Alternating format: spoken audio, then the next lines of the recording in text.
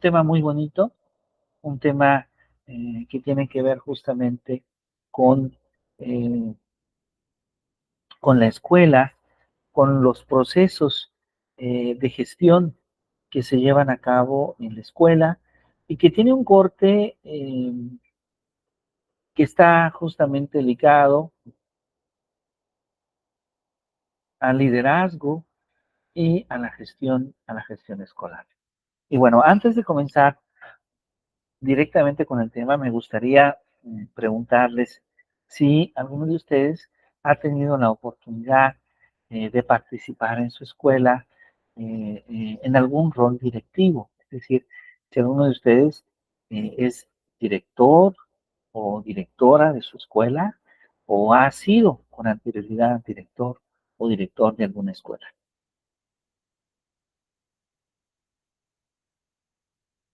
¿Qué me comentan? Maestra Miriam, maestra Tania, Hola, Mónica, si quieres, maestro Salvador. soy yo. Como Ajá, sí, directivo, maestra no, Miriam. así como tal, no. Cuando inicié a trabajar, entré primero en una escuela particular y ahí tenía, digamos, esa función. Pero pues como directora siento que no, porque como es escuelas de las que tienen desde preescolar hasta prepa, yo era como la coordinadora, digamos, de preescolar. Ah, entonces, mm, Sí, pues ha sido lo único, porque ya después, ya en el gobierno fui docente y actualmente pues ATP. perfecto. Bueno, entonces sí ha tenido una experiencia como coordinadora, ¿sí? Podríamos decir que la coordinación, las instituciones particulares, sí tienen un rol directivo. A lo mejor no explícitamente, como usted lo dice, como directora, pero generalmente los coordinadores sí forman parte del equipo directivo. Me imagino que en su institución sí era así, maestro. Es que nada más era como la coordinadora en cuestión de la documentación administrativa, la documentación que nos pedía la supervisión escolar. Ah, En cuestión de decisiones, en cuestión de, pues de lo que se iba a hacer, no, directamente eran, pues digamos, los dueños. ya entiendo. Ok, perfecto. Ok, bueno, le agradezco mucho. Maestro Salvador, maestra Verónica, maestra Tania, no sé si alguno de ustedes ha tenido alguna experiencia en alguna de estas funciones. Sí, eh, he sido jefe del departamento de vinculación de mi plantel y por supuesto estoy bastante inmerso en las gestiones. Eh, Dentro de las gestiones que se realizan en mi plantel, pues es principalmente y casi siempre es la gestión de infraestructura, que de una u otra manera hemos conseguido algunas cosillas. Eh, Hemos gestionado con planteles del nivel superior visitas guiadas, conferencias, y algunos otros aspectos que sean relacionados a las diferentes carreras de mi institución. También tenemos ahorita actualmente la gestión en las empresas de aquí del municipio para formación dual. Tenemos alumnos ya laborando en las empresas, teniendo experiencia pues ya en el trabajo. Entonces, son algunos de los pequeños ejemplos donde pues sí se hacen bastantes gestiones, ¿no? Para el beneficio de nuestros alumnos.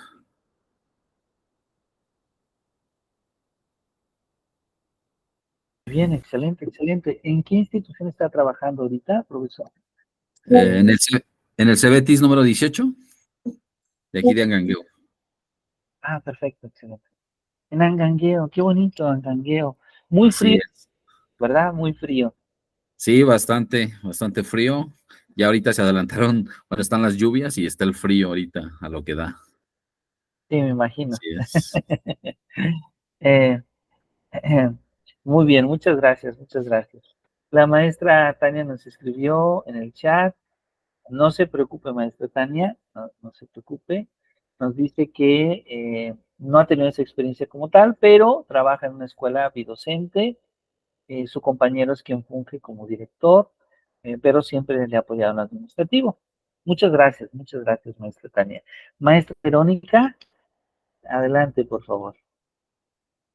No sé si ha participado o si no ha participado.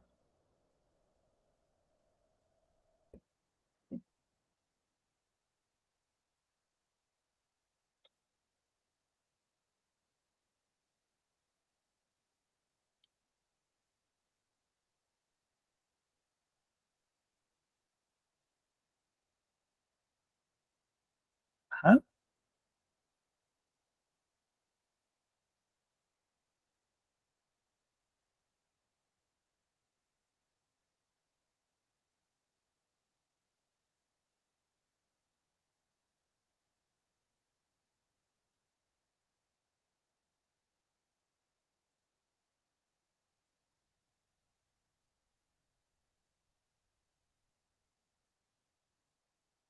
A lo mejor el audio no está funcionando la maestra Verónica, pero bueno, ya después la maestra Verónica nos puede, si gusta, escribir un poquito, si ha tenido esa oportunidad. Pues bueno, nuestro seminario justamente trata de ello. Nuestro seminario trata justamente de esta parte tan interesante que tiene que ver cómo se lleva la gestión en la escuela, pero no solamente cómo se lleva eh, la gestión en la escuela, sino que debo decirlo, eh, que también nos habla sobre eh, esta conexión tan importante que tiene la gestión escolar con el liderazgo, con el liderazgo. Porque en muchas ocasiones eh, la gestión escolar es una parte muy importante para llevar a cabo los procesos de sistematización, de alta dirección en la institución educativa, pero estos procesos se pueden llevar a mejores lugares cuando van acompañados justamente de un buen liderazgo. Y bueno, nuestro seminario justamente de esto va a tratar, ¿sí?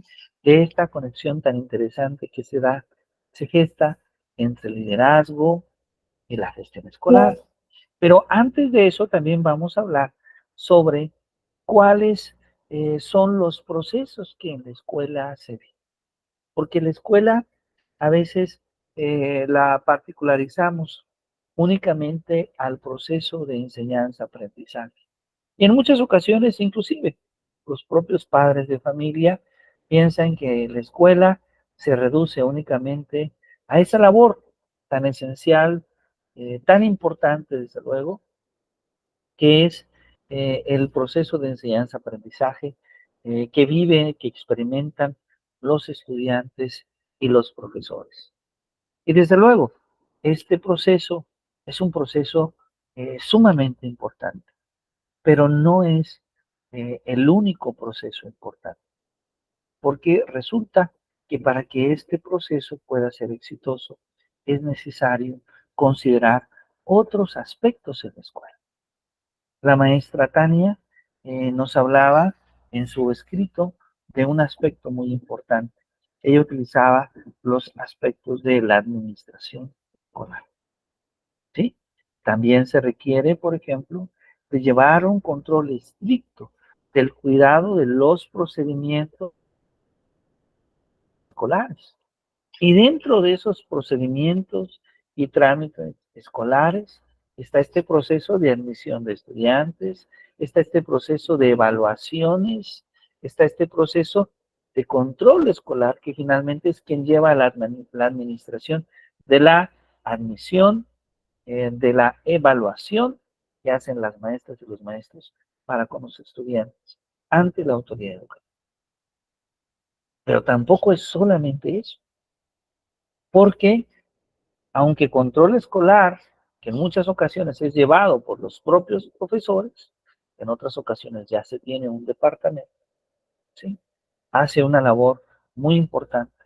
No es la única labor necesaria, ¿sí? la maestra Miriam, quien participó ya como coordinadora en una institución educativa, sabe que además de ello es necesario cuidar el espacio en el que se desarrollan las actividades. Es decir, que tenemos que pensar también en la infraestructura de la escuela, ¿sí?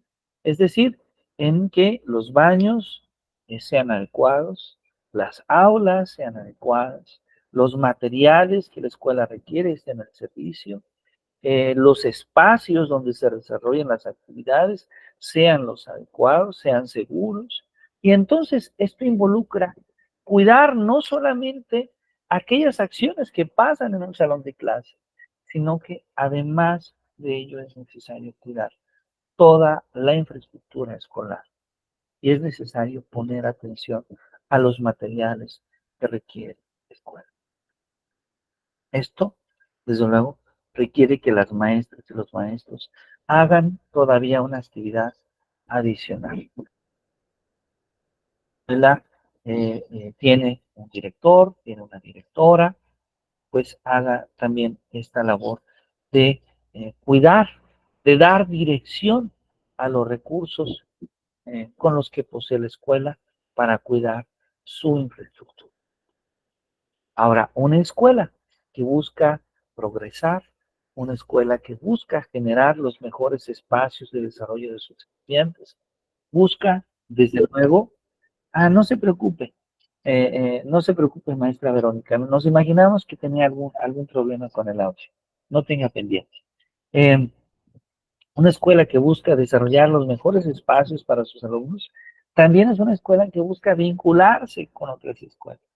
Es una escuela que busca vincularse con otros académicos para generar en mutuo acuerdo justamente nuevos espacios de desarrollo para sus docentes, para sus estudiantes. Y entonces, ahí está el ejemplo que amablemente nos compartía el profesor Salvador, esta vinculación tan importante. Entonces, la escuela tiene como un eje fundamental, desde luego, el proceso de enseñanza-aprendizaje. Pero la escuela en sí no solamente experimenta ese único proceso. Se requieren de otros procesos para que este proceso en esencia se pueda desarrollar en plenitud. Y justamente el análisis de esos otros procesos de la escuela es justamente el objetivo de este seminario. Y entonces, vamos a comenzar como un ejercicio, porque vamos a buscar que pueda ser un diálogo muy práctico. Vamos a comenzar con un primer ejercicio que podemos escribir bien o podemos hacer desde viva voz. Vamos a tomar una hojita de papel o vamos a escribirlo en el chat, como nos sentamos más cómodos. Y yo les voy a hacer una pregunta a todos ustedes. Pensemos en la escuela que trabajamos o pensemos en las escuelas que hemos trabajado. ¿Cuáles son las partes de la escuela? Ándale, ahí va. ¿Cuáles son las partes de la escuela? Y se vale pensar en una escuela pequeña y se vale pensar en una escuela grande, en una universidad. ¿Cuáles son las partes de la escuela? Cuando alguien nos pregunta, ¿cuáles son las partes de la escuela? Estoy pensando, desde luego, en que la escuela puede tener diferentes secciones, diferentes áreas, diferentes departamentos. ¿Qué respuesta podemos dar? ¿Ok? ¿Les parece bien entonces si damos un par de minutos y las compartimos acá en el chat? O alguien las puede escribir en papel allá en casa y después de estos 2 minutos levanta la mano y nos comparte. ¿Están de acuerdo?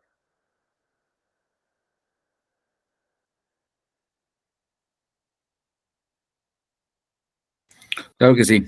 Muy bien. Adelante, por favor. Entonces vamos a escribir cuáles son las partes de la escuela. Adelante, por favor.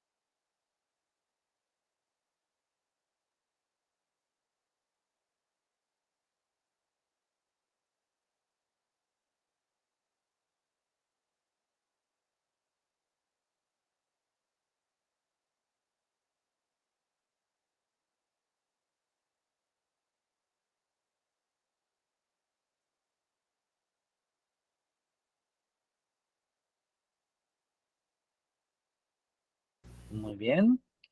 A ver, entonces tenemos en cuanto a infraestructura, aulas, aula de usos múltiples, dirección, baños, bodega, patios. Muy bien, maestra Miriam. Esto es con respecto a infraestructura, exacto.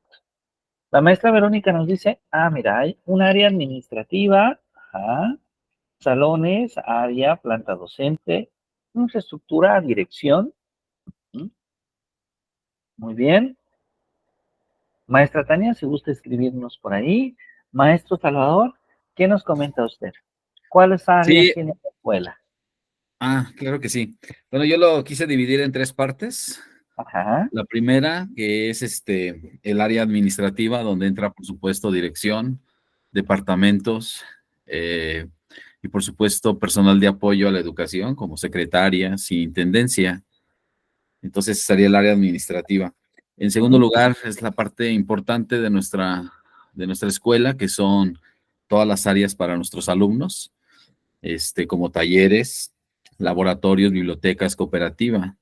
Entonces, y en tercero, es justamente los docentes, todas las áreas que ocupan básicamente pues, la planta docente, ¿no?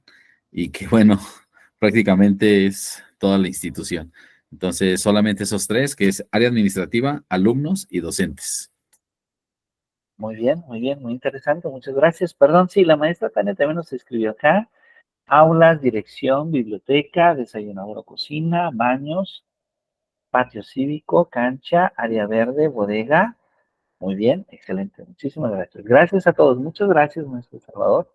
Bueno, esto que ustedes nos comentan es muy importante porque ustedes nos están platicando cómo ustedes ven justamente a la escuela. Y esta parte de cómo se ve la escuela es relevante porque ustedes conocen sus escuelas.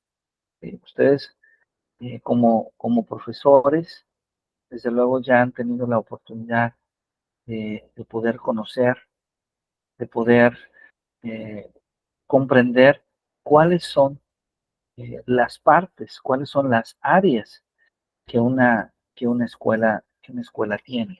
¿Sí? Em, Me gusta mucho una idea, porque vi en la clasificación que ustedes tienen, em, que de alguna manera están divididos como dos aspectos.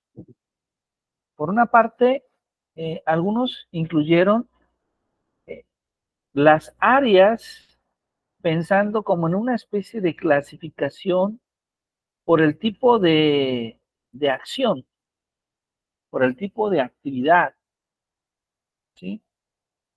Pero por otro lado, hay quienes lo pensaron más un poquito por el tipo eh, de infraestructura, por el tipo de infraestructura. Entonces, en lo general, nosotros podríamos decir que siguiendo el mismo lenguaje que amablemente el profesor Salvador nos ha comentado, la escuela está dividida en tres secciones importantes. En tres secciones importantes. Una sección que es probablemente la sección central y la sección que, por cierto, procedimentalmente va a formar parte de otra sección, que ahora vamos a explicar, que va a ser la sección justamente de el proceso de...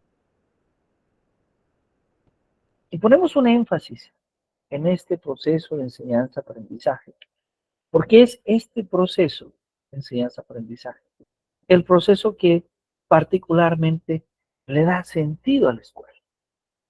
Es decir, este es el proceso para el cual la escuela está hecha. Y este proceso de enseñanza-aprendizaje consiste en esa relación específica que se establece entre las maestras y los maestros y los alumnos en aprender, en construir un escenario, en construir una situación, en construir una experiencia de aprendizaje. Esa experiencia de aprendizaje que, por cierto, puede ser en muchos espacios. Habitualmente, al espacio en abstracto le llamamos la clase, pero que puede ser en el salón, pero que puede ser en la cancha, que puede ser en el patio, que puede ser en el jardín, que puede ser en un ambiente virtual como lo estamos ahora. Esta es la esencia de la escuela. Crear y procurar ese espacio, ese vínculo, esa relación que se establece entre las maestras, los maestros y los estudiantes. Sin embargo, para que ese vínculo sea posible, es necesario establecer las condiciones necesarias. Para que ese vínculo se dé, es necesario que exista de inicio una condición laboral, contractual del profesor. Es necesario que existan los estudiantes, o sea, que haya un proceso de admisión, de inscripción de los estudiantes, que sean estudiantes esos niños o esos jóvenes, que el profesor, que el profesional sea profesor. Entonces, ya lo estamos ligando a dos procesos, pero también es necesario que exista la escuela, que exista el espacio físico o virtual donde esa reunión se dé. Entonces, el proceso de enseñanza-aprendizaje es el proceso central. Pero aunado a ese proceso vamos a encontrar una serie de actividades cuya principal función es apoyar la realización de ese proceso. De hecho, la principal función de la dirección es dirigir ese proceso y construir las condiciones necesarias para que ese proceso se dé en las mejores condiciones posibles. Y entonces aparecen la lista de necesidades. ¿Qué necesitamos para que este proceso se dé en las mejores condiciones posibles? ¿Necesitamos infraestructura? Sí. Necesitamos mejores salones, salones con buenas condiciones. Necesitamos espacios de esparcimiento, necesitamos jardines, canchas, necesitamos espacios de higiene, lavamanos, baños, necesitamos espacios donde los alumnos puedan recibir alimentos. Seguimos hablando de infraestructura, pero no solamente necesitamos infraestructura, también necesitamos servicios.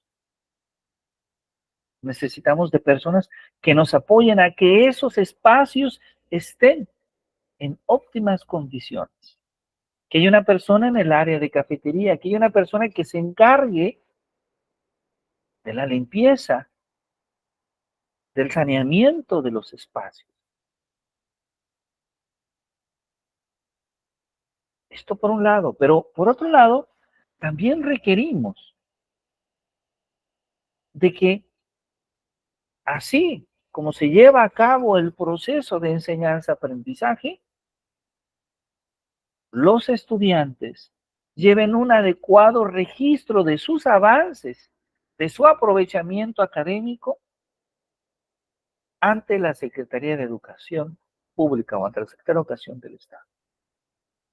Y esto es posible a través de la figura del control escolar o a través de la figura, en términos más generales, de la dirección académica o de la subdirección académica o del departamento académico. Porque debo decirles que hay muchas maneras de estructurar la escuela. Hay escuelas que están estructuradas a través de una dirección y a través de una subdirección. Hay escuelas que están estructuradas a través de una dirección general y a través de direcciones de área. Hay escuelas que están estructuradas a través de una dirección y coordinaciones. Hay escuelas que están estructuradas a través justamente de direcciones y departamentos. ¿Sí? Entonces, va a depender ahí un poco de la estructura que tiene cada una de las escuelas. Pero en lo general, vamos a darnos cuenta que debe de haber un área que se encargue, que se responsabilice de llevar a cabo los registros de los procesos de admisión, seguimiento y evaluación de los estudios. Debe de haber otra área que se encargue justamente de los registros de evaluación, seguimiento, fortalecimiento, formación de los profesores. Porque también requerimos de profesores altamente capacitados. También los profesores requieren de un proceso de formación. También los profesores requieren de un apoyo en su proceso formativo constante. Una institución que busca la mejora de los procesos de aprendizaje debe estar completamente comprometida con los procesos de formación de sus profesores. Entonces, es común que haya también un área de formación en la docencia. Y claro, toda esta área que tiene que ver con los procesos de control escolar, con los procesos de infraestructura, generalmente está ligada a un área que llamamos el área eh, administrativa. Y todo lo que tiene que ver con la atención a estudiantes, con un área psicopedagógica, con un área pedagógica, con un área de tutoría, con un área de formación y atención a docentes, está ligada a un área académica. Y entonces podemos pensar a la escuela fortalecida en dos grandes áreas. Un área académica, un área de seguimiento académico y un área de seguimiento administrativo. En un área donde se atiende todo aquello que va directamente ligado al proceso de enseñanza-aprendizaje, atendiéndolo en primera instancia para los estudiantes y en un segundo momento para los profesores, por un lado, y por otro lado, en un área donde se atiende todo lo administrativo, todo aquello que atiende los procesos de infraestructura, de servicios de la escuela. ¿Cuál es la función del área administrativa? Pues contribuir a que se pueda llevar a cabo el proceso de enseñanza-aprendizaje en las mejores condiciones. Y entonces la labor de la dirección, que generalmente es este punto de equilibrio entre el proceso académico y entre el proceso administrativo, consiste justamente en vincular ambos procesos en beneficio de la escuela y muy particularmente en beneficio de el proceso de enseñanza-aprendizaje. En la búsqueda de que cada maestra, de que cada maestro tenga las mejores condiciones posibles, dado su contexto, para llevar a cabo su práctica docente. En que cada estudiante tenga las mejores condiciones posibles para experimentar sus condiciones de aprendizaje, para aprender. Esa es justamente la labor en la que se ve o se debería de ver inmersa esta labor del director o de la directora. A ver, hasta este punto, ¿alguien tiene alguna duda? ¿Alguien tiene alguna pregunta?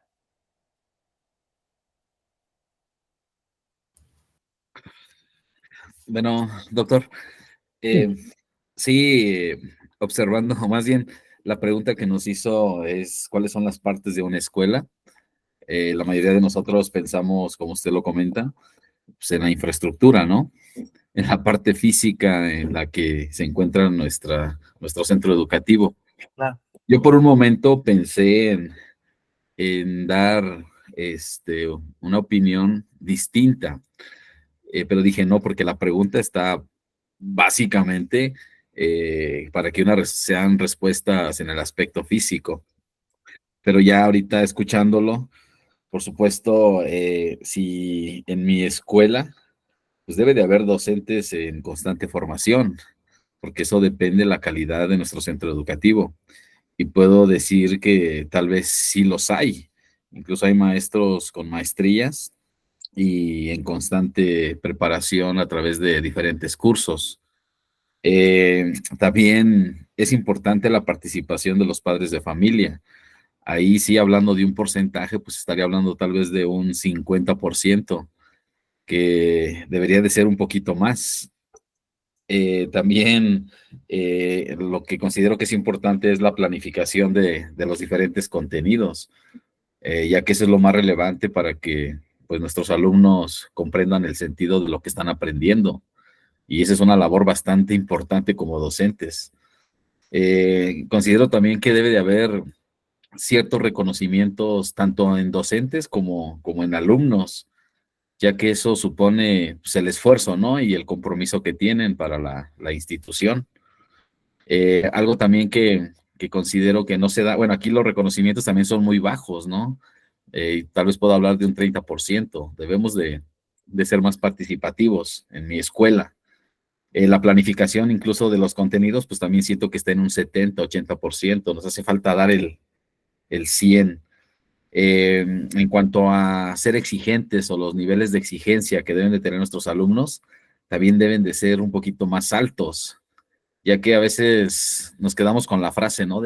Con estas nuevas generaciones no se puede, y a veces disminuimos esa exigencia que debe de existir en los centros educativos, sobre todo para mejorar el rendimiento, ¿no? De los estudiantes, y sobre todo, pues ayudarles un poquito más a ser autónomos, e incluso hasta para que mejoren su autoestima. Pero sí necesitamos como que subirle un poquito más al nivel de exigencia, pero como decía, ¿no? Necesitamos primero platicarlo entre docentes, porque si hay 20 docentes y solamente 10 lo hacen, entonces, ¿qué está pasando con los otros 10 que no lo tienen, ¿no? Entonces, también el ambiente de aprendizaje debe de ser positivo, y en mi escuela, insisto, manejando porcentajes, pues no hay un ambiente al 100%, tal vez puede ser al 70%, ¿no? Que también como docentes, pues no nos llevamos al 100%. Entonces, y a veces, pues no compartimos, pues, cuestiones positivas para aplicarlas en nuestro salón de clase, ¿no? Entonces, y bueno, ya para terminar, considero que la misión y la visión de cada institución, pues la debemos de llevar a cabo tanto docentes, por supuesto, alumnos y padres de familia. Entonces, pues esa sería mi participación, doctor. Muchas gracias, maestro Salvador. Esto que usted comenta es muy importante y le agradezco mucho porque yo omití incluir un tema, un aspecto importante. No lo había comentado hasta ahora, que son los padres de familia. Así es.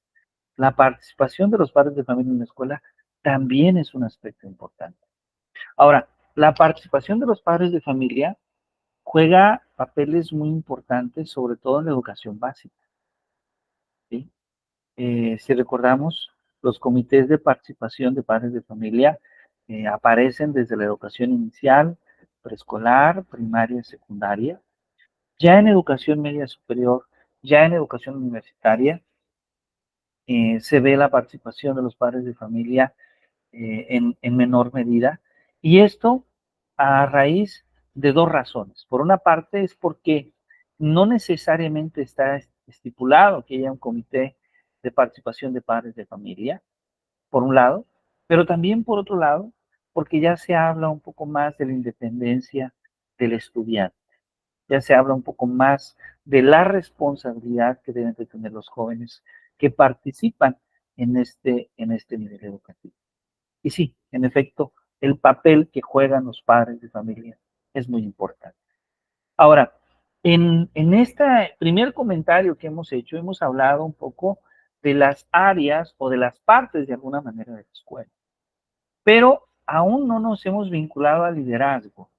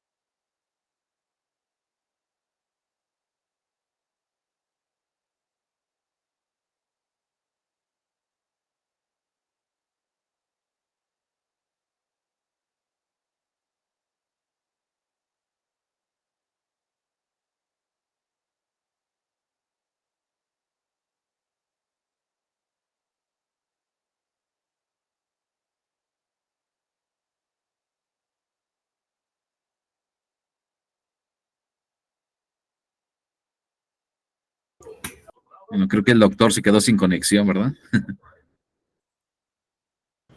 Sí, ya se salió. Hay que esperar a ver que regrese. Se quedó sin conexión, doctor. Sí, sí, una disculpa, perdón, les ofrezco una disculpa. Como les comentaba al principio de la videollamada, hemos tenido por acá una conexión un poquito inestable. De hecho, desde ayer ha estado un poco inestable. Pensé que ya iba a estar regular, pero otra vez me hizo quedar mal. Les ofrezco una disculpa.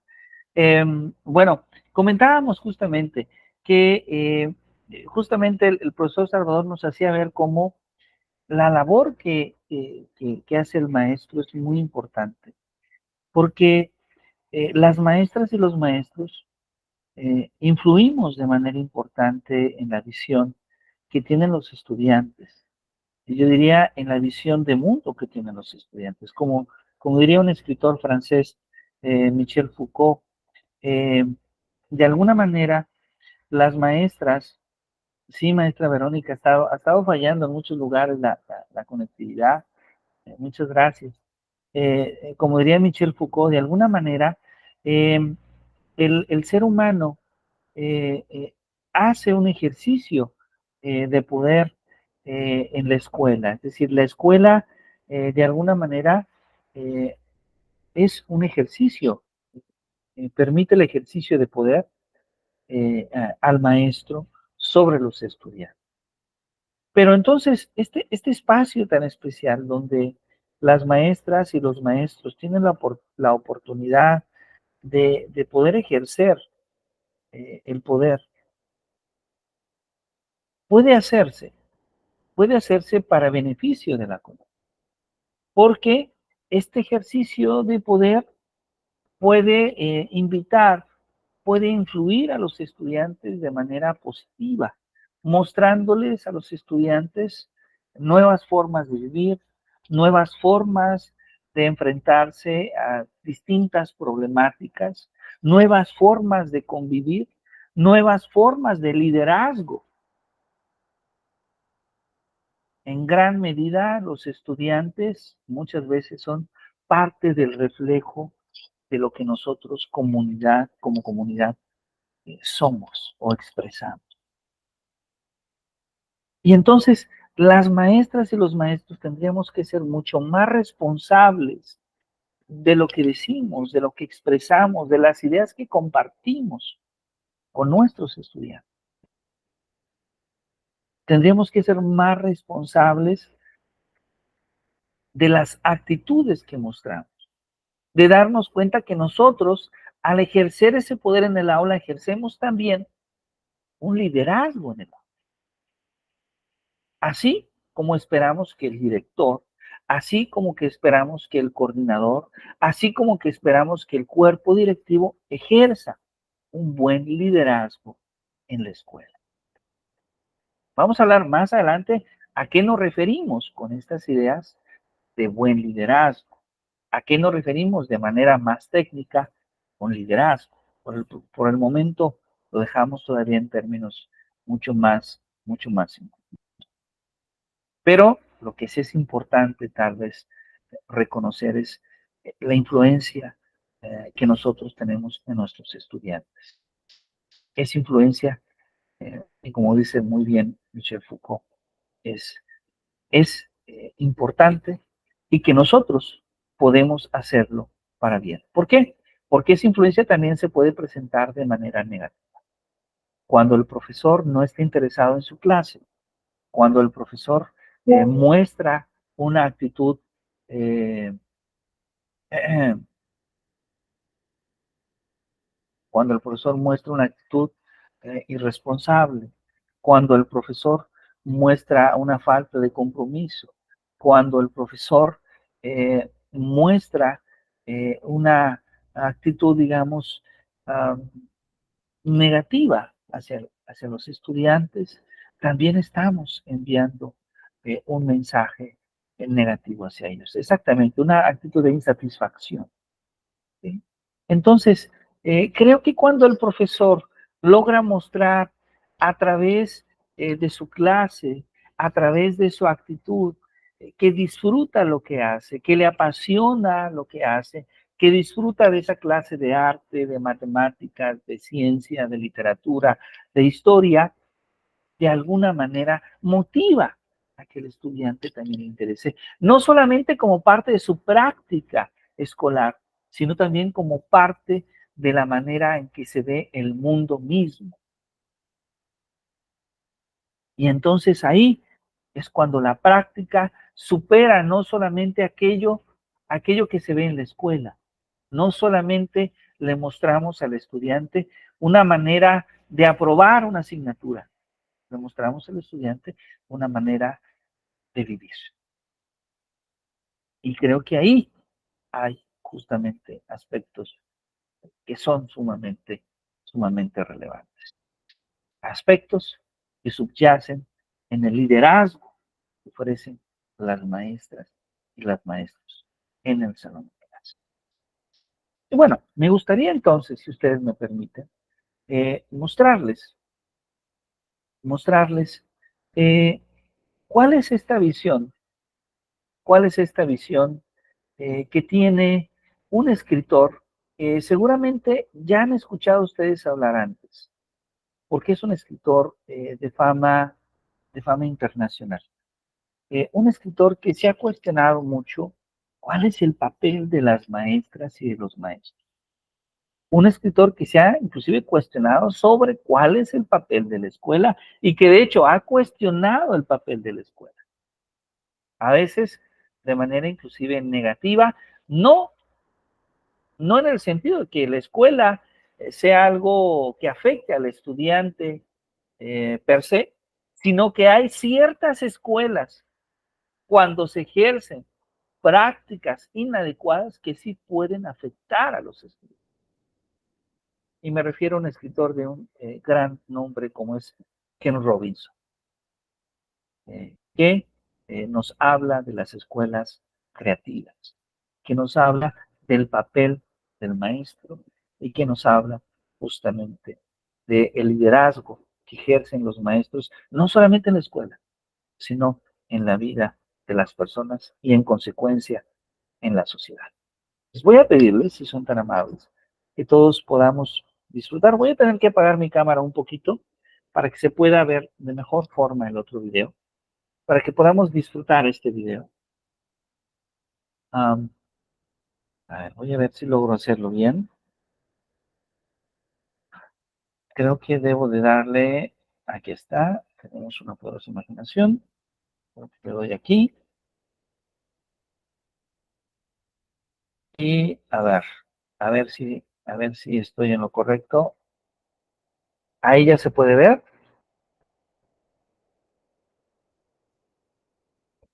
Sí, ¿verdad? Sí podemos ver el video. Entonces ahora voy a darle play. Este es un fragmento de una entrevista completa que da Ken Robinson. Voy a permitirme después de esta clase enviarles el link completo de esta entrevista, que es muy interesante, de este escritor estadounidense Ken Robinson. Pero por el momento vamos a ver solamente un fragmento, ¿ok? Aquí va. Se comportan como nosotros. Nosotros sí nos comportamos como ellos a menudo. Pero hay cosas de las que ellos parecen no ser capaces. Ellos no se meten en teatros rodeados de cámaras. No se ponen ropa que otro ha diseñado o fabricado. No disfrutan de la comida del mismo modo que nosotros. No hablan idiomas, no parecen tener teorías. No tienen rivalidad cultural, no crean economías, no construyen grandes civilizaciones. Nosotros sí.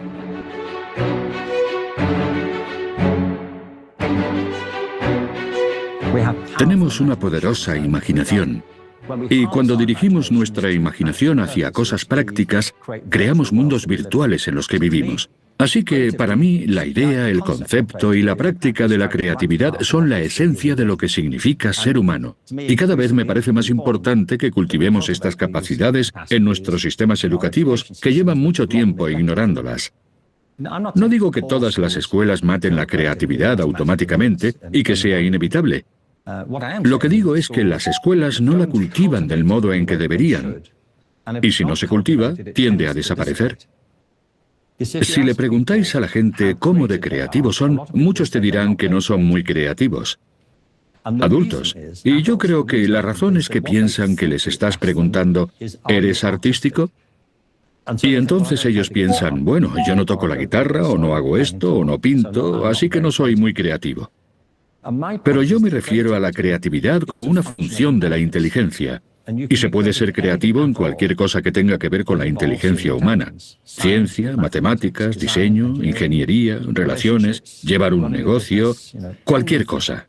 Cualquier cosa que conlleve utilizar la inteligencia es un trabajo creativo en potencia. Para mí hay tres palabras: imaginación, creatividad e innovación. La imaginación es el comienzo, es la habilidad de pensar en cosas que no están presentes. Así que, como vemos, los seres humanos parecen tenerla en mucha más abundancia que cualquier otra criatura. Porque con la imaginación no estás limitado al aquí y a la ahora. Puedes anticiparte, reflexionar, verlo desde fuera, especular, conjeturar, hacer suposiciones. La creatividad es un paso más allá. Es poner a trabajar la imaginación. Es aplicar la imaginación. Y la diferencia es que puedes pasarte el día imaginando, pero para ser creativo tienes que hacer algo. Es el proceso práctico de crear algo. Y puede ser una teoría matemática o puede ser cualquier cosa dentro de los límites de la invención e ingenio humanos. Así que la definimos del siguiente modo: la creatividad es el proceso de tener ideas originales que tienen valor. El proceso es importante porque a menudo es un proceso, no un suceso. Seguro que vosotros lo sabéis. A menudo los procesos creativos consisten en hacer borradores constantemente. Y a menudo acabas con algo que no tiene nada que ver a cómo era al principio. El producto final no es siempre lo que querías. Así que es un proceso. Tiene que ser original. No tiene por qué ser original para todo el mundo, pero tiene que ser algo nuevo para ti. Si te fijas en dibujos de niños de 5 años, son originales en el sentido en que ellos nunca han hecho nada parecido antes. Están rebasando sus límites. Pero no puedes comparar los dibujos de niños de 5 años con el techo de la Capilla Sixtina, ¿vale? No sería justo, ¿verdad? Arrastrar a un niño hasta Roma, señalar al techo y decirle, se hace así, no me hagas perder el tiempo. Y tiene que tener valor. El proceso creativo requiere juicio crítico constante. Se tiene el concepto erróneo de que es cosa del arte y no es verdad, es para todo. Otro concepto erróneo es que es para gente especial y no lo es. Todo el mundo tiene capacidades creativas. Y el tercer concepto erróneo es que no puede mejorarse seas creativo o no. Eso no es cierto. Puedes ayudar a la gente a ser más creativa.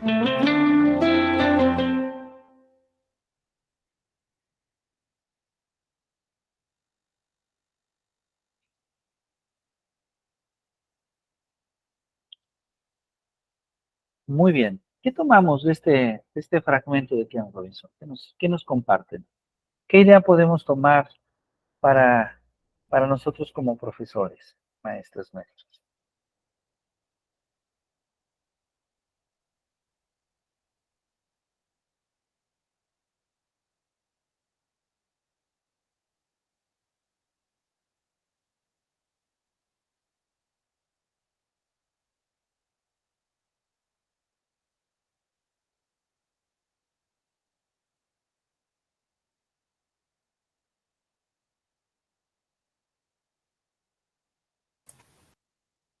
Ah, ok. Sí, adelante, adelante, maestro Zapata. No, por supuesto que un video bastante interesante. Y sí, claro que esperamos el link para verlo completo.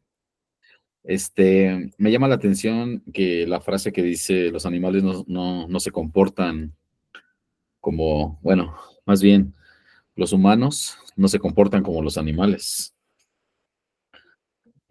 porque nosotros sí construimos economías, ¿no? Civilizaciones, hacemos aspectos pues bastante positivos, ¿no? Para poder vivir de la mejor manera. Pero también ahí decía que hay humanos que sí nos comportamos como animales, pero bueno, es otro asunto. Me llamó mucho la atención también que nosotros como seres humanos podemos ser 100% creativos, eh, siempre utilizamos la imaginación, por supuesto, y también hemos innovado, pero con lo que me quedo es que a veces hacemos muy pocos borradores de las ideas que tenemos. Entonces necesitamos hacer un poquito más para ir desglosando nuestras ideas y poder innovar pues, más cosas, ¿no? Y también me llamó mucho la atención donde dice que pues, podemos ser originales no para no para que el mundo te lo reconozca, ¿no? Sino simplemente para que tú sientas pues, tu capacidad de que puedes hacer grandes cosas.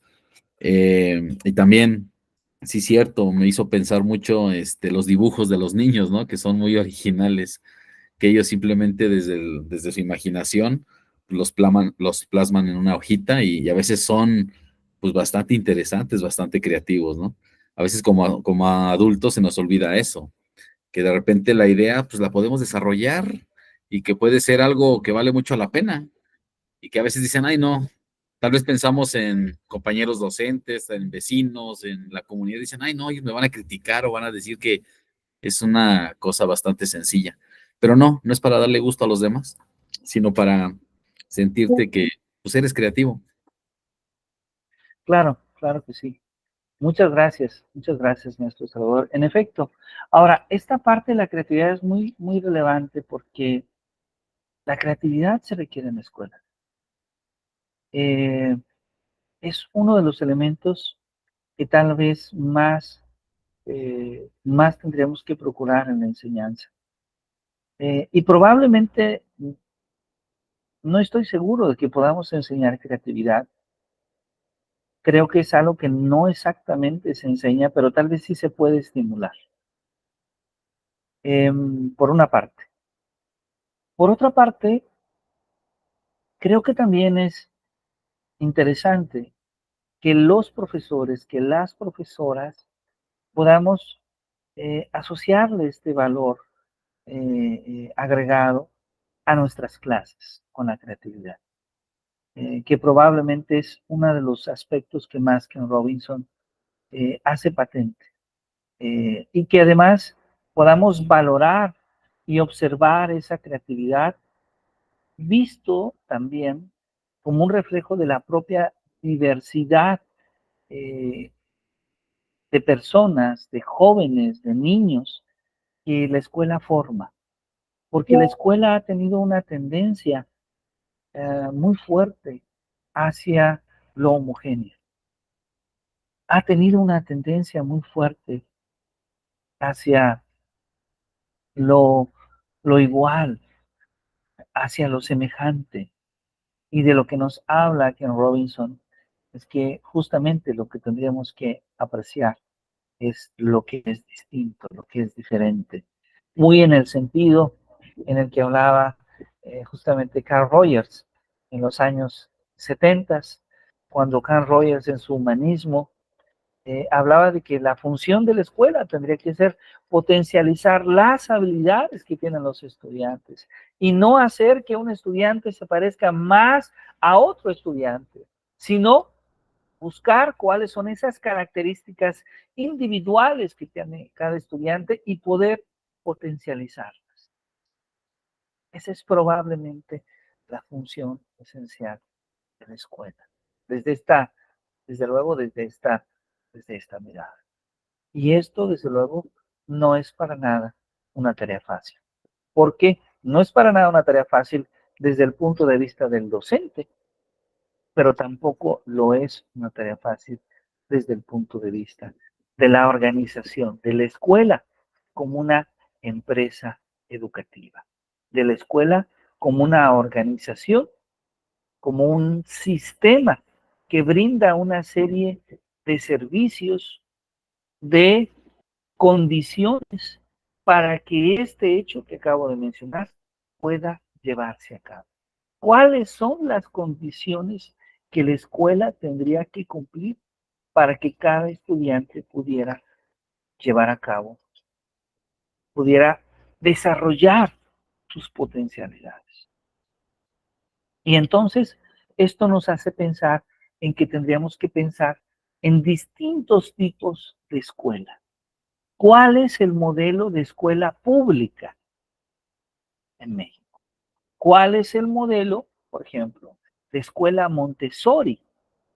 ¿Cuál es el modelo, ¿sí?, de escuela Freinet? Nosotros podríamos pensar en que las escuelas públicas o privadas tienen diferentes modelos y tienen diferentes maneras de organizarse.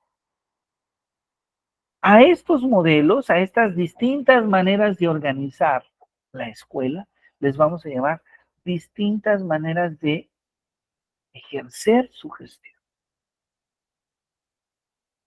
distintas maneras de llevar a cabo procesos que nos permitan, como última instancia o como instancia principal, desarrollar a cabo el proceso de enseñanza-aprendizaje.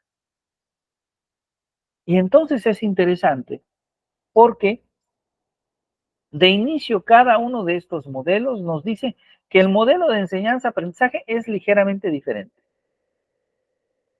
Pero además, cada uno de estos modelos tiene una manera diferente de organizarse. Cada uno de estos modelos tiene una manera diferente de evaluar sus resultados. La pregunta es, ¿cuál de estos modelos nos resulta más conveniente? ¿Cuál de estos modelos nos resulta mucho más efectivo? Si ustedes trabajaran en la educación superior, a lo mejor ustedes podrían decir, bueno, me gustaría entender esto un poco más. ¿A qué nos referimos con la gestión escolar? A lo mejor yo tengo un paso como estudiante y observo cómo es mi proceso como estudiante en la UNAM, la Universidad Nacional Autónoma de México. Y después observo un producto. El producto soy yo mismo, mi formación, mis experiencias, mi propio proceso. Tal vez después tengo la oportunidad de estudiar en una universidad estatal. A lo mejor en la Universidad Michoacana de San Nicolás de Hidalgo, o en la Universidad de Guanajuato, ¿sí?, por mencionar los ejemplos. Y observo cuál es mi proceso. Y comparo mis experiencias.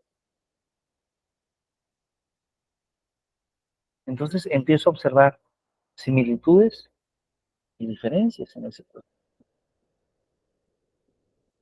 Tal vez podría ser lo mismo y ahora me imagino como un estudiante, pero en el Instituto Tecnológico de Estudios Superiores de Monterrey.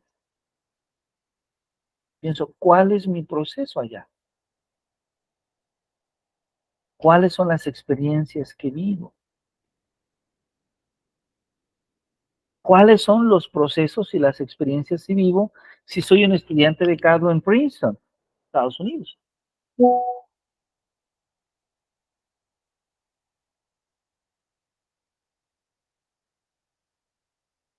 ¿Sí?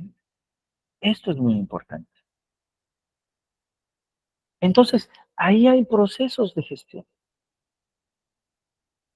Ahí hay procesos de gestión que la institución organiza, que la institución revisa, que inclusive a veces hasta las instituciones certifican para de alguna manera decirle a sus usuarios, decirle a la sociedad que ofrece un servicio de calidad.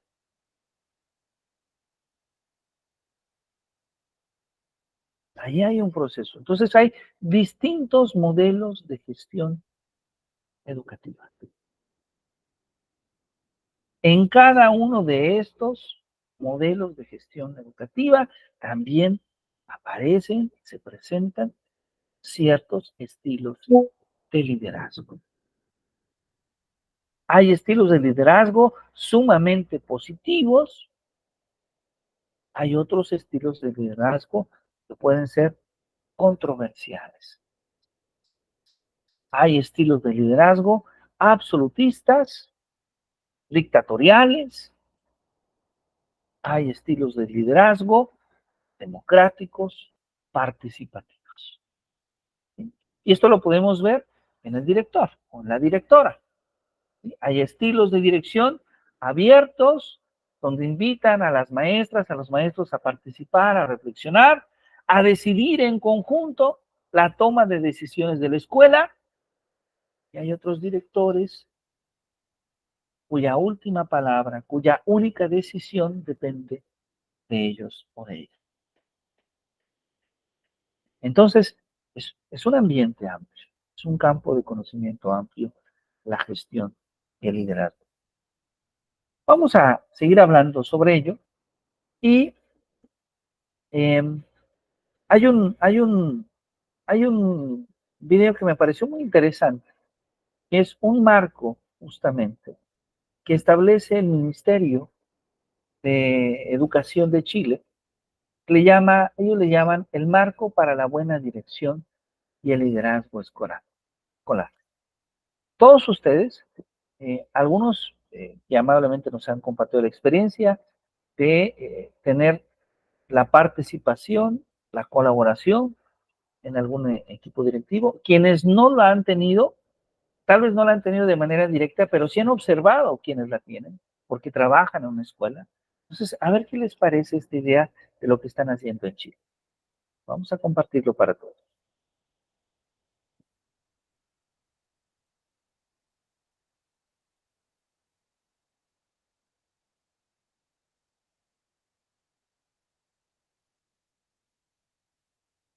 ¿Ah?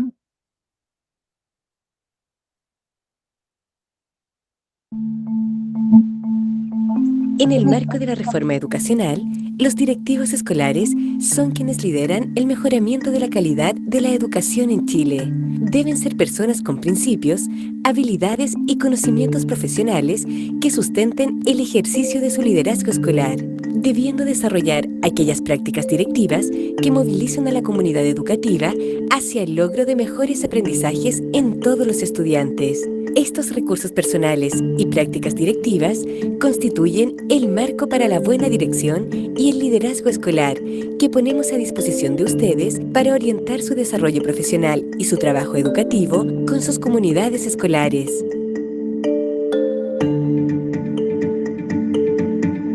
A nosotros nos interesa tremendamente que los niños de este establecimiento educacional tengan valores humanos, valores que conserven la naturaleza, lo social, lo cultural, lo artístico, lo deportivo, que sean buenas personas.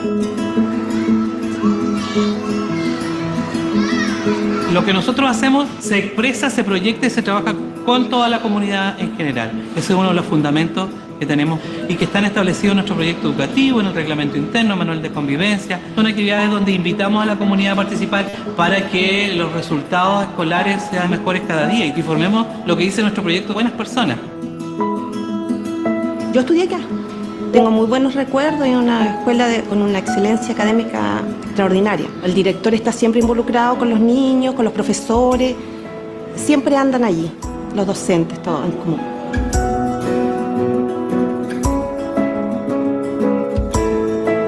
Todos tenemos fortalezas como también tenemos debilidades. A través de la autocrítica, la reflexión, nosotros somos capaces de reconocernos. Estamos convencidos que el trabajo entre pares es fundamental. Entonces nosotros aprendemos de los nuestros. Recordar lo que nosotros ya tenemos calendarizado, que es el taller en relación a estrategias de articulación en el aula. Nuestro colegio tiene instaurado las comunidades de aprendizaje con el propósito de intercambiar prácticas pedagógicas que han sido efectivas dentro del aula y desarrollar progresivamente habilidades en los estudiantes con objetivos y metas claras. ¿Cuánto le dieron de largo? 2. ¿Y de altura? 4 u 8.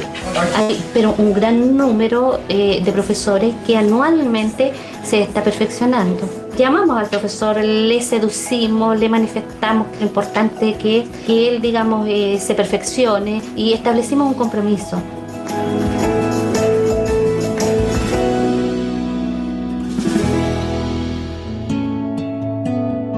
El foco nuestro tiene que ver con el desarrollo profesional docente en el aula. Todos los profes pueden enseñar si damos los apoyos necesarios y adecuados.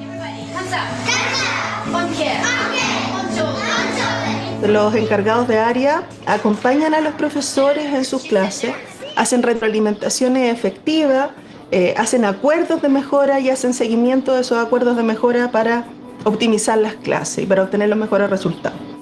Primero que todo quiero felicitarte porque lograste cumplir con el acuerdo de la retroalimentación anterior, que era trabajar el slant. Tú le dijiste a los niños, dame los 5. Que el profesor es el gran líder de la transformación de nuestros estudiantes en la sala de clase.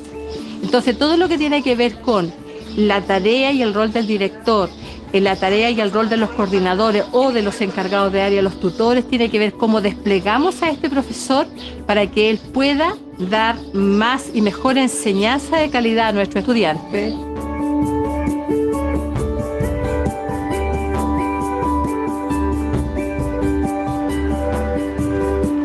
El comienzo fue duro, pero después vimos logros, porque nosotros teníamos unos niños que carecían de autoestima, de motivación. Tuvimos que resaltar valores como el respeto, honestidad, lealtad, pero esos valores con práctica. Hacer talleres de convivencia. Y los equipos de gestión, ¿cuál es la función primordial? Acompañar y asesorar al encargado de convivencia escolar. Cada año cambian de los niños, así que, por ejemplo, un niño de hace 2 años es diferente que el niño que hoy va en la escuela. Ya es una cultura inclusiva, donde tenemos que nosotros ahora reformular todos los instrumentos. Acá demostramos todos los liderazgos. Van a proponer ideas para nuestro plan de gestión de convivencia escolar. Nuestros alumnos son responsables, muy respetuosos, muy educados, solidarios, que son los valores que inculca nuestro establecimiento educacional.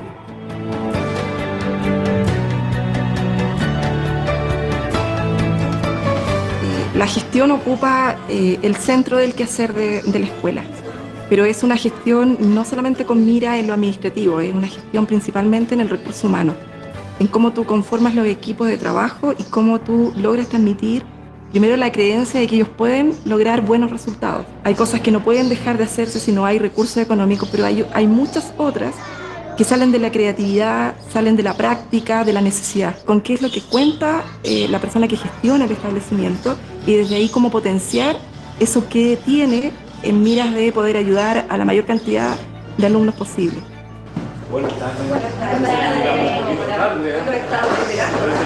Podemos ver que los cursos en general tuvieron una promoción sobre el 87%. La gestión del equipo directivo, ¿no es cierto?, se basa en la planificación, en conocer lo que está sucediendo al interior del colegio con los profesores, con los niños, con los asistentes, para poder organizar y ordenar nuestro trabajo. por escasos recursos que tú puedas tener, por el sinnúmero de problemática que puedan tener las familias de nuestros chiquillos, las escuelas cuando quieren alcanzar resultados, cuando quieren dar oportunidades y cuando el cuerpo de personas que trabajan en una escuela están enfocados en responder a esas demandas, las cosas se logran. El marco para la buena dirección y el liderazgo escolar promueve una expectativa y reflexión compartida en torno al liderazgo escolar. Orienta los procesos de selección, evaluación e identificación de buenas prácticas de liderazgo escolar. Guía la formación continua de los directivos escolares en el desafío de mejorar la calidad de la educación chilena.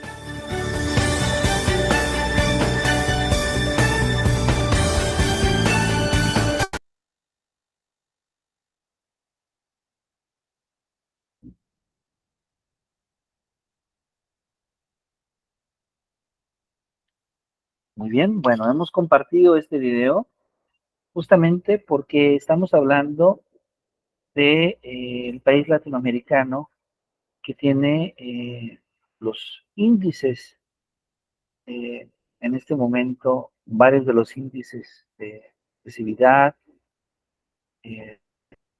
más altos de América Latina.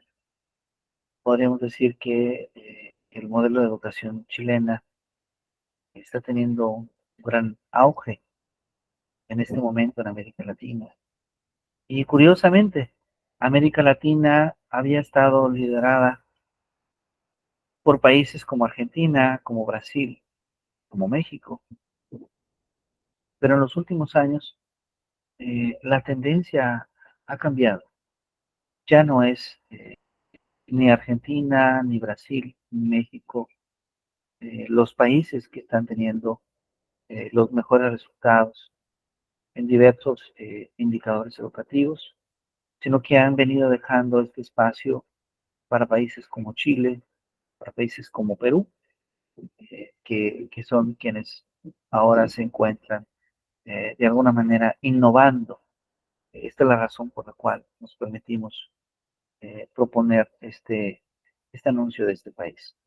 Y que si ustedes observan, centra gran parte de esta noción de liderazgo en el profesor.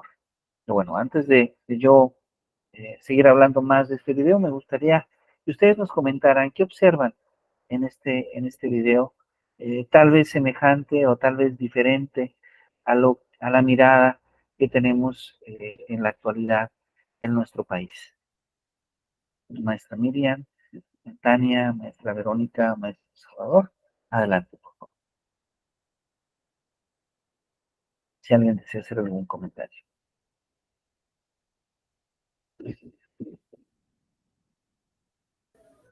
Si quiere empiezo yo. Muy bien, maestra Miriam, adelante, por favor. Bueno, después de ver el video y compararlo a lo mejor un poquito con los procesos que tenemos aquí en México, voy a hablar de Guanajuato. No sé, usted dice, ahorita Chile es el que está liderando, pero ya no sé si en la práctica qué tanto sea real lo que nos platicaban aquí respecto a lo que buscan en sus directivos, en su formación. Aquí en México, con los procesos, pues que en ya casi desaparece UCICAM, en su momento tuvo algunos otros nombres, pues tuvieron también procesos formativos. Ya ven que se dio un tiempo que pues para ascender como director, supervisor, fue por un proceso de evaluación, tenían que acreditar ciertas cosas, ganarse su lugar, y como que en su momento a lo mejor pareció muy buena idea, y luego se les dio un proceso de tutoría por 2 años, y ratificaban examen y con un documento su puesto como directivo. Y a lo mejor en su momento les llegó para las autoridades, quien diseñó el plan les pareció muy buena idea. Sin embargo, ya en la práctica, pues vemos que como que no funcionó tanto. Anteriormente, pues para ser director era por escalafón, y puntaba mucho a la antigüedad, lo que también no es sinónimo de que ya pudieran con la función. Pero esa es mi pregunta, ¿qué realmente se queda nada más pues en la teoría, en lo que decimos y cuál es la práctica, cómo están funcionando realmente? Le decía yo, los últimos informes que tengo de los directores que están ascendiendo en los últimos 5 años, realmente sí son un poquito preocupantes. E incluso desconozco si en otro estado, pero aquí se lleva en Guanajuato un programa que se llama Director AT o Director de Apoyo Técnico, donde le pagan extra a un director que se inscribe al programa y que pasa los filtros por darle acompañamiento a otros directores. Tiene que tener de mínimo de 3 a 5 directores. He visto los procesos en estos 2 últimos años, el tipo de asesorías que les da, la formación que es, pero aún así no están cumpliendo, está quedando muy por debajo de lo que se esperaría de los directores. Entonces, a lo mejor si hiciéramos aquí también es un video y pues cómo son los procesos para ascender, cuáles son los acompañamientos que se les dan, los cursos que los mandan, porque hay un montón que liderazgo académico, de líderes que inspiran, líderes que trascienden, director como centro de la escuela, pero se quedan hasta ahí. Entonces, esa es como mi duda, mi preocupación. O sea, ¿qué tanto sí es real y qué tanto se queda en el video? Claro, claro. Bueno, los índices, particularmente de Chile, nos indican que muy probablemente, maestra Miriam, sí es mucho más real. Probablemente sea más real lo que está pasando allá que lo que está pasando en nuestro país. Y esto es porque muchas de las instituciones que hacen este tipo de evaluación, digamos, no están alineadas con los gobiernos en turno. De tal manera que los estudios nos permiten de alguna manera identificar que sí hay un cambio en el proceso educativo. De hecho, en nuestro país vivimos una situación compleja en la educación, porque por una parte probablemente tratamos de seguir un modelo ligado a una perspectiva progresista a los últimos años, sin que realmente se aplicara en plenitud, a lo que yo llamaría un poco semiprogresista, porque como usted bien dice, muchos de los aspectos se quedaron más en una cuestión teórica, más en una evaluación de corte teórico, que en una evaluación realmente completa de las aptitudes y de las habilidades para los directivos. Esto por un lado. Pero por otro lado, ahora todo apunta a que serán nuevamente como en los años 70, 60 y 80, los sindicatos quienes nuevamente puedan tener un poder importante en la toma de decisiones con respecto a las posiciones de nuevas plazas, tanto de directivos como de docentes. Esto no se sabe todavía en plenitud, pero gran parte de la comunidad docente y la comunidad académica manifiesta preocupación porque pareciera ser que hay mucha cercanía entre el actual gobierno y el sindicato. Y esa cercanía que históricamente se ha vivido en México no ha dado siempre los mejores resultados.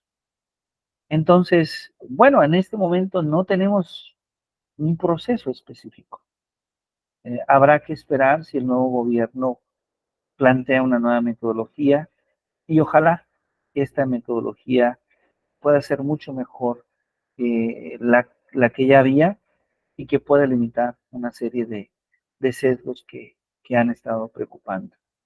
Lo que sí podríamos decir es que pareciera ser que en otros países han tomado con mucha mayor seriedad los procesos de formación tanto de docentes como de directivos y desde luego le han destinado han destinado la noción de progreso mucho más a la educación que a otras áreas. Tanto es así que en muchos países, como en particular Chile, lo hace, Brasil también lo está empezando a hacer, aunque lo inició y luego lo descontinuó, no ha tenido suficiente continuidad este proyecto, en poderle agregar un mayor porcentaje del Producto Interno Bruto a la educación. Un poco como lo hacen los países de Europa o como lo hacen Estados Unidos y Canadá o algunos países asiáticos que han tenido mucho más éxito en sus modelos educativos, destinando más recursos a la educación, destinando más recursos al campo de la ciencia y tecnología.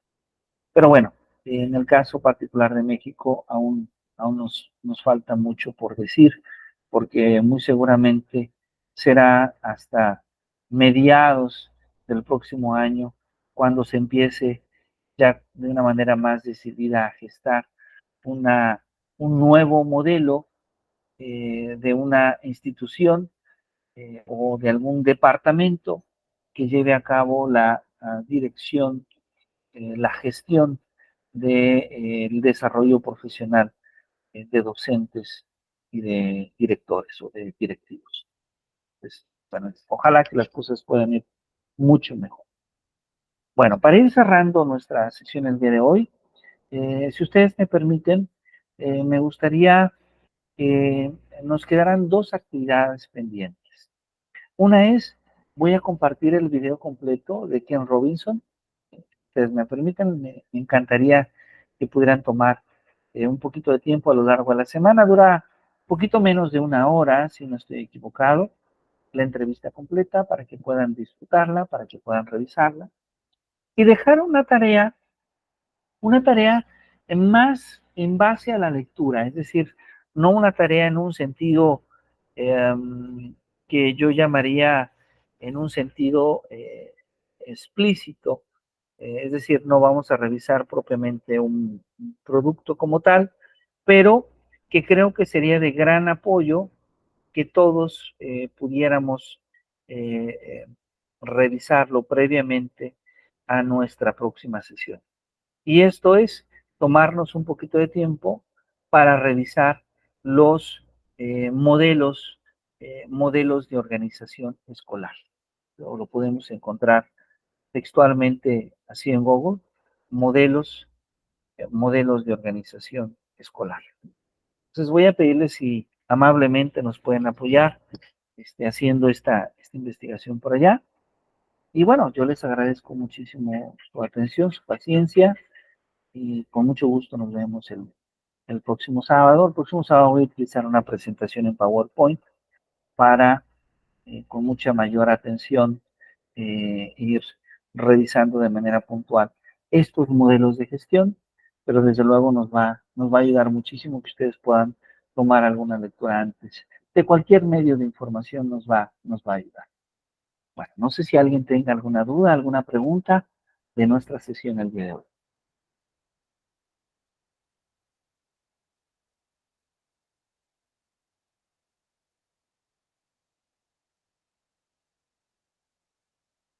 ¿Alguna pregunta, alguna duda?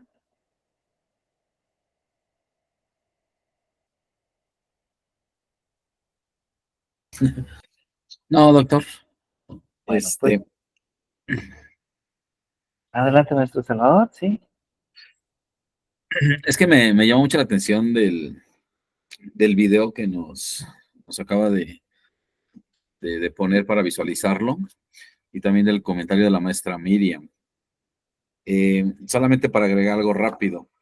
Claro que sí. Considero que para mejorar la calidad educativa, pues el liderazgo educativo debe de ser compartido, como lo comentaba.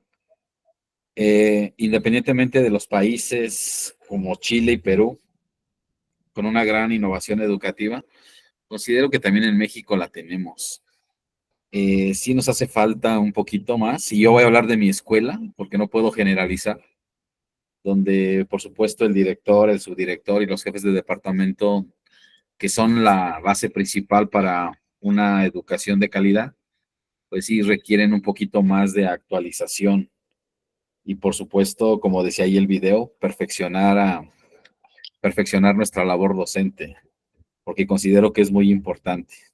Entonces, en directivos es la actualización constante. En docentes, pues es perfeccionar esa labor. Y sí, en algo importante para nuestros alumnos, que es pues, retomar esos valores humanos. Creo que a veces lo estamos dejando a un ladito, pero creo que sí debemos de tomarlos en cuenta, si es posible a diario, porque eso pues también nos va a ayudar a tener aprendizajes significativos.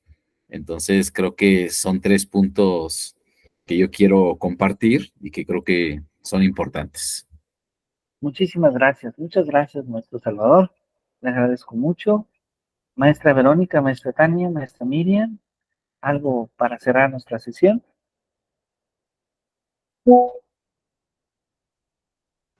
Queda mucho para reflexionar y analizar. Claro que sí. Sí, no, de hecho, este es un tema muy amplio y vamos a seguir dialogando sobre el, maestra Miriam. Muchas gracias. Bueno, pues entonces nos vemos el próximo sábado. Nos llevamos estas 2 tareas. Yo les comparto en un ratito más el video de Ken Robinson y también nos llevamos, desde luego, la tarea de investigar sobre los modos de organización de la escuela, los modelos de organización de la escuela. ¿Sí? Que tengan un muy bonito fin de semana. Muchísimas gracias por acompañarnos y ha sido un gran placer estar con todos ustedes. Que la pasen muy bien. Cuídense mucho. Gracias, nos vemos.